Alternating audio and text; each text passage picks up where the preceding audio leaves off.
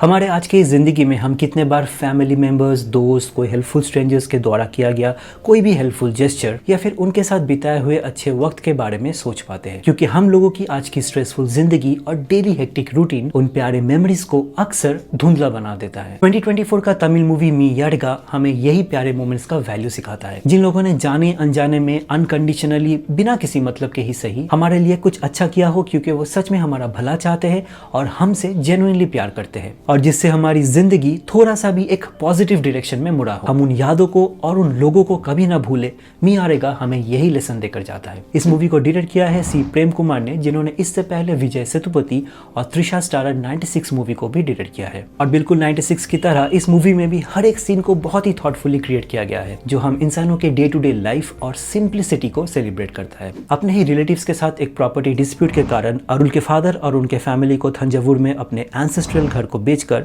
साल 1996 में मद्रास शिफ्ट होना पड़ा था। और इस इंसिडेंट ने अरुल को बहुत ही डीपली अफेक्ट किया था, क्योंकि वो घर, वो जगह, वहाँ पे रहने वाले लोग, अरुल के कजन्स, ये सब अरुल को बहुत ज़्यादा प्यारा था। और एक तरह से इन सभी चीज़ों ने अरुल के लाइफ और उसके कैरेक्टर को भी शेप अप किया था। लेकिन cut to present day, Madras में रहने वाला 40 साल का अरुण अब एक कम्प्लीटली डिफरेंट इंसान है। 22 साल के बाद अरुण अपने सबसे फेवरेट कजन सिस्टर भुवना के शादी को अटेंड करने के लिए अपने विलेज नीरामंगलम वापस जाता है। और अरुण, जो अब अपने होम टाउन से नफरत करता है, ये डिसाइड करता है कि वो सिर्फ एक दिन के लिए वहाँ जाएगा, अपने कजन से मिलकर इमीडिएटली वापस आ जाएगा उसी रात। लेकिन अरुण को क्या पता है कि डेस्टिनी का कुछ और ही प्लान है। रिसेप्शन में अरुण एक ऐसे इंसान से मिलता है जो खुद को उसका रिलेटिव बताता है, लेकिन अरुण को इस इंसान के बारे में कुछ भी याद नहीं आता है, इवन नाम तक नहीं। स्टार्टिंग में अरुण को इस इंसान का कंपनी बिल्कुल पसंद नहीं आता है। अरुण उसे अपना गलत फोन नंबर देता है और सब कुछ ट्राई करता है इस इंसान से अपना पीछा छुड़ाने के लिए, लेकिन ये इंसान जल्दी से अरुण का पीछा छोड़ने वाला है नहीं। क्यों, ये जानने के लिए आपको ये ब्यूटीफुल हार्टफेल्ट मूवी देखना पड़ेगा नेटफ्लिक्स पर, जो आपको सेल्फ डिस्कवरी और इमोशनल हीलिंग के एक बहुत ही खूबसूरत से जर्नी में लेकर जाएगा। इस मूवी का सूदिंग और काम screen play, seamless natural conversations आपको 96 मूवी की याद सर्टेनली दिलाएगा। छोटी छोटी चीजें, जैसे एक बस कंडक्टर के साथ अरुल का कॉन्वर्सेशन, जब अरुल अपने होम टाउन में अपने पुराने घर को देखता है तो अपने वाइफ के साथ अरुल का फोन पर कॉन्वर्सेशन अपने रेंटेड होम को खरीदने के बारे में, ये सब चीजें इतना ज्यादा नेचुरल और मीनिंगफुल लगेगा। राइटर और डायरेक्टर प्रेम कुमार ने बहुत ही मास्टरफुली अरुल के डायलेमास, इनर कॉन्फ्लिक्ट्स और उसके स्टोरी को प्रेजेंट किया है with the perfect emotional depth, well developed supporting characters and nostalgic BGM. वो सभी चीजें जो बहुत ही एक्यूरेटली ट्रेडिशनल तमिल कल्चर को रिप्रेजेंट करता है, जैसे कि traditional wedding ceremony, cultural practices, traditional Tamil cuisine, set design और कॉस्ट्यूम, रियलिस्टिक लोकेशंस, इन सभी एस्पेक्ट्स को इस कहानी में ब्यूटीफुली दिखाया गया है, which helps the story to flow effortlessly. Movie में ऐसे बहुत सारे टचिंग सीन्स और कॉन्वर्सेशन है जो डायरेक्टली आपके दिल को छू जाएगा। बहुत सारे सीन्स तो आपको एकदम से रुला देगा। मेनली रिसेप्शन के टाइम में भाई और बहन का एक इमोशनल सीन, एक अंडर प्रिविलेज्ड गरीब बच्चे को जब उसका पहला साइकिल मिलता है, and the last 30 minutes. Govind Vasantha is the same music director जिन्होंने 96 मूवी का भी म्यूजिक कंपोज किया था, and the background score in this movie to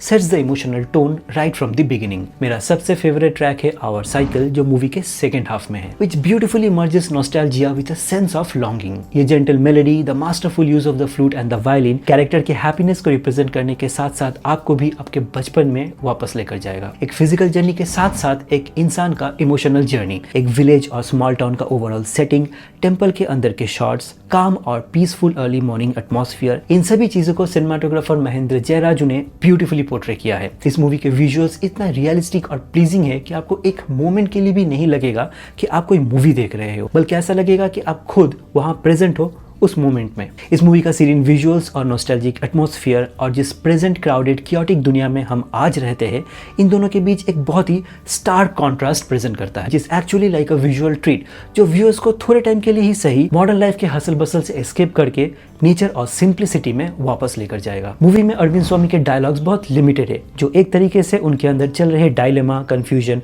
और पेन को दर्शाता है, but at the same time just अपने एक्सप्रेशंस के through Arvind Swami is able to express so much. मतलब हर एक सीन में आप ये चीज फील करोगे। स्टार्टिंग में जब उनके कैरेक्टर को इंट्रोड्यूस किया जाता है, जब वो अपने मर्जी के खिलाफ अपने गांव जाता है, और उनके ये सारे इमोशंस के साथ हम बहुत इजीली कनेक्ट हो जाएंगे, क्योंकि लाइफ में कभी ना कभी हम सब ऐसे सिमिलर थॉट्स और इमोशन से गुजर चुके हैं।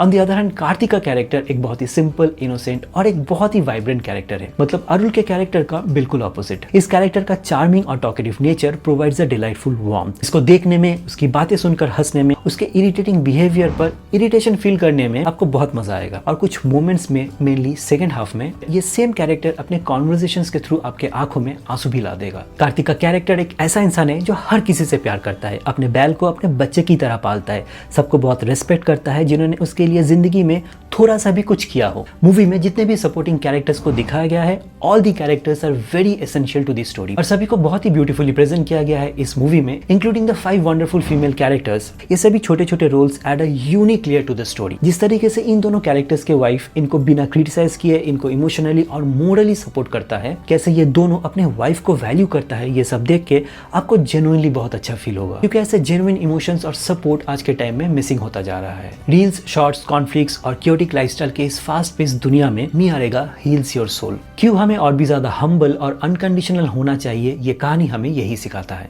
मिया रेगा उन मूवीज में से है जिसे आप बार बार देखना चाहोगे, और अगर आपके लाइफ में भी एक मिया रेगा है तो वैल्यू दैट।